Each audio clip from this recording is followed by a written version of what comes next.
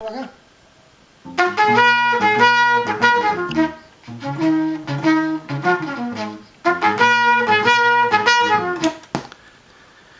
you've heard that pop. This is yet another on the bench video in which we have a Marantz CD-63 Mk2 KI Ishiwata edition with nice badge, unmistakable copper chassis, huge transformer and couple of H-dams, so basically analog discrete transistorized stages rather than op-amps in metal cans.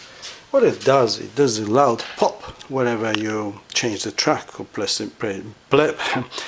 play or mute or stop it or anything like this. See,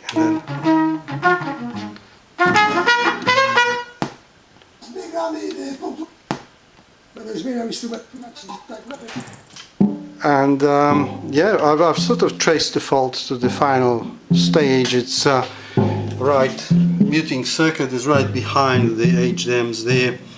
I'll have to probably I sort of suspect a transistor number 17, which is right there.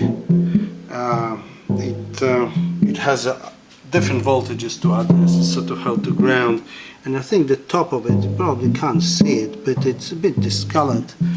The only problem is that it's hard to take this unit apart, for the whole thing is one big board, and that is held by the power switch, and therefore even the mechanism has to come out before any of that can be worked on. So it looks like a nice layout, but not necessarily easy to work on. So thank you very much for your attention. Bye bye.